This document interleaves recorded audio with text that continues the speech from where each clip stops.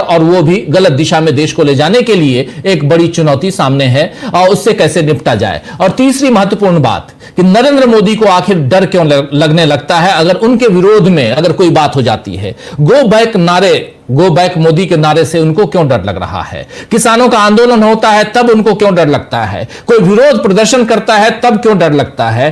और इस डर के पीछे की कहानी क्या है, राज क्या है, यह सब समझने की कोशिश करते हैं। और चर्चा यह भी करेंगे कि क्या मोदी सरकार के लिए मनरेगा को खत्म करना नुकसानदायक फैसला हो सकता है। क्या सरकार देश के भीतर और देश के बाहर दोनों तरफ से बड़े तूफान से घिरने वाली है। क्या कोई बड़ा तूफान आने वाला है। चलिए चर्चा में हमारे साथ कुछ वरिष्ठ साथी जुड़े हुए हैं, उनसे पहले आपका परिचय करवाता हूं और आगे बढ़ते हैं। इस वक्त हमारे साथ 4 वरिष्ठ साथी हैं। प्रेम कुमार जी हमारे साथ जुड़े हुए हैं, हमारे साथ अमलेंदु जी जुड़े हुए हैं, अंशु जी जुड़ी हुई हैं हमारे साथ और संजय जी जुड़े हुए हैं हमारे साथ। आप सबका स्वागत है, इस्तकबाल है, स्वागत इस्तकबाल। और तमाम दोस्त साथी शुभचिंतक आप सबका जो अब तक जुड़ चुके हैं उनका भी, जो जुड़ने वाले हैं उनका भी। प्रेम कुमार जी सबसे पहले आपके पास आना चाहता हूं, सोनिया गांधी की एंट्री को कैसे देखते हैं आप। देखिए राजीव जी, सोनिया गांधी की एंट्री जो है इसमें काफ़ी ज़्यादा महत्वपूर्ण इसलिए है, और जैसा कि सोनिया गांधी ने कहा भी है कि भाई 20 साल पहले भी मैंने इसके लिए संघर्ष किया था और ये वास्तव में एक संघर्ष का ही राजीव जी परिणाम था और जो लंबे समय इस पर काम हुआ था। और सोनिया गांधी का ही संघर्ष नहीं राजीव जी, इस देश के अंदर जितने भी आंदोलन हुए हैं लगभग सभी आंदोलनों में ये नारा लगता रहा है कि बेकारों को काम दो या बेकारी भत्ता दो, इस तरह के नारे लगते रहे। और काम को मौलिक अधिकार घोषित करो, ये नारे लगते रहे। इस पर बड़े आंदोलन हुए हैं। बहुत लंबे विचार विमर्श के बाद ये मनरेगा लेकर आया गया था और इसको फिर ये काम के मौलिक अधिकार की तरीके से ही इसको परिभाषित भी किया गया कि काम मांगना जो है वो अधिकार है व्यक्ति का और सरकार को काम देना होगा। अब जो सरकार लेकर आई है राजीव जी, उसमें तो ये आपने मौलिक अधिकार ही छीन लिया। और जबकि सुप्रीम कोर्ट कहता है कि मौलिक अधिकार किसी भी परिस्थिति में स्थगित नहीं किए जा सकते हैं, तो क्या ये जो वीबीजी राम जी लाया गया है राजीव जी, क्या ये मौलिक अधिकारों का भी हनन कर रहा है। सुप्रीम कोर्ट में भी ये मामला जाना चाहिए। अब सुप्रीम कोर्ट क्या बातें करता है वो अलग की बात है, चूंकि हमारे सीजीआई साहब तो कह चुके हैं वो अखबार नहीं पढ़ते, मतलब प्रेस कॉन्फ्रेंस भी नेता विपक्ष की नहीं देखते हैं और अखबार में कुछ छप जाए तो उसमें वो किसी संस्था को नोटिस इशू नहीं कर सकते हैं। तो अब ये तो राजीव जी हाल हो रहा है हमारी सर्वोच्च अदालतों का, जिनके ऊपर संविधान के संरक्षण की जिम्मेदारी है, वहां से इस तरीके के वक्तव्य आ रहे हैं। बहरहाल, लेकिन एक बहस राजीव जी ये निश्चित तौर पर खड़ी हो गई है कि क्या ये सरकार अब मौलिक अधिकारों को छीनने की तरफ बढ़ रही है।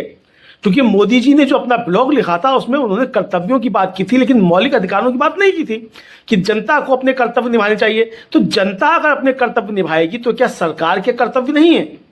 तो ये राजीव जी एक बहस हो रही है। तो सोनिया गांधी ने आज उसी बात को याद दिलाया है कि ये जो मनरेगा बना था वो आसानी से ऐसे नहीं बन गया था, इसके लिए संघर्ष था और संघर्ष के बाद जो था ये मनरेगा बनकर आया था और इसको लागू किया गया था और ये एक तरीके से रोजगार गारंटी कार्यक्रम था। दुनिया में राजीव जी पहला भारत ऐसा देश था जिसने इस तरीके की रोजगार गारंटी दी थी इस योजना के जरिए। और मल्लिकार्जुन खड़गे ने यही कहा कि बात महात्मा गांधी के नाम की नहीं है, यहाँ तो आप अधिकार छीन रहे हैं नागरिकों का, तो ये सरकार नागरिकों के अधिकार छीनने पर उतरी है। ये राजीव जी इससे समझा जा सकता है। तो सोनिया गांधी का ये कहना बहुत महत्वपूर्ण है। और जैसा कि कल जयराम रमेश बता रहे थे कि इस मसले को लेकर 27 तारीख को कांग्रेस के प्रदेश अध्यक्षों की बैठक बुलाई है मल्लिकार्जुन खड़गे ने और आगे के आंदोलन की रूपरेखा तैयार होगी। डी राजा सुबह बता रहे थे, जो सीपीआई के जनरल सेक्रेटरी हैं, कि वामपंथी दल जो है वो 22 दिसंबर को पूरे देश भर में प्रदर्शन कर रहे हैं। तो सोनिया गांधी की जो आज एक अपील है राजीव जी, ये पूरे देश में एक तरीके से आंदोलन को खड़ा करने की अपील भी समझा सकता है कि ये सरकार जिस तरीके से नागरिकों के मौलिक अधिकारों को छीनना चाहती है उसके खिलाफ एक बड़ा आंदोलन देश में खड़ा हो। ये है राजीव जी। अब जो एसआईआर का मसला है राजीव जी, उसमें एक 2-3 चीजें बड़ी चिंताजनक हैं। एक तो ये कि अगर 10 से 12 करोड़ नाम काट दिए जाएंगे तो क्या एक देश के बराबर नाम काट दिए जाएंगे। तो ये जो नाम कटेंगे क्या इनको कोई अलग देश दिया जाएगा। मोदी जी क्या कुछ इस तरफ बढ़ रहे हैं कि अलग देश दे देंगे 10-12 करोड़ लोगों को, क्या फिर भारत के टुकड़े करेंगे मोदी जी।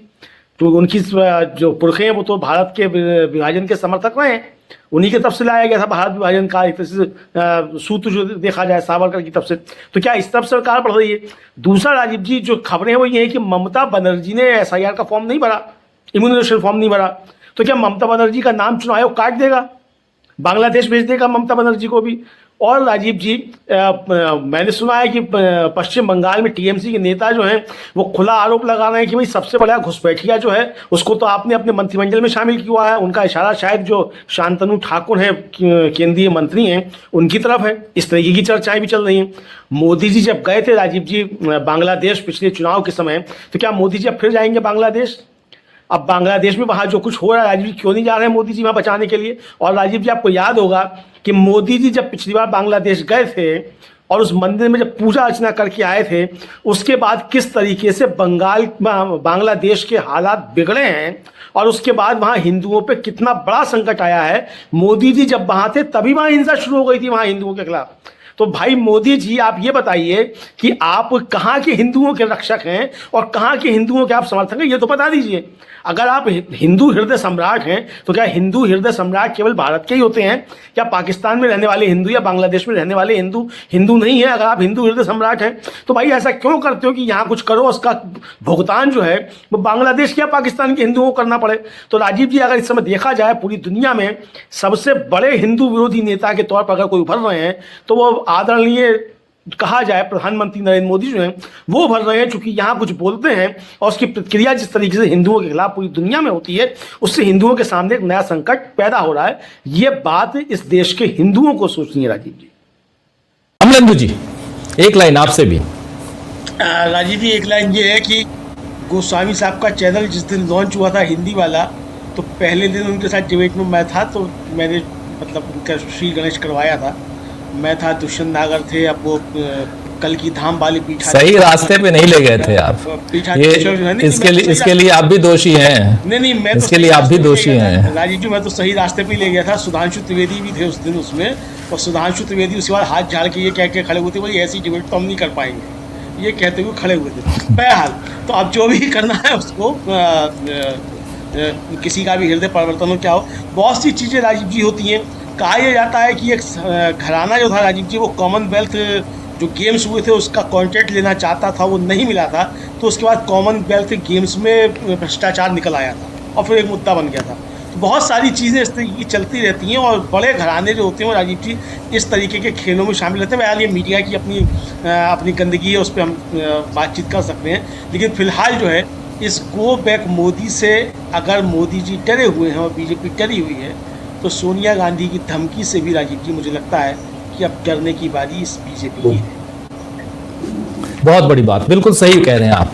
और ये इम्पोर्टेंट बात है क्योंकि आने वाले समय में 27 तारीख को कांग्रेस की सीडब्ल्यूसी की जो बैठक है, इसी 27 को और 28 को कांग्रेस का स्थापना दिवस है, और देश भर में वहां से एक रणनीति तैयार होगी कि कैसे आगे बढ़ा जाए और कैसे इस आंदोलन को जन जन तक पहुंचाया जाए। मनरेगा बहुत बड़ा, यानी अभी तक मैं 2 बातें गिना रहा था, एक संविधान बचाओ, दूसरा वोट चोरी, और तीसरा मनरेगा खत्म होने के बाद अब आंदोलन जन जन तक पहुंचाना, और तीनों बहुत गंभीर मुद्दा है।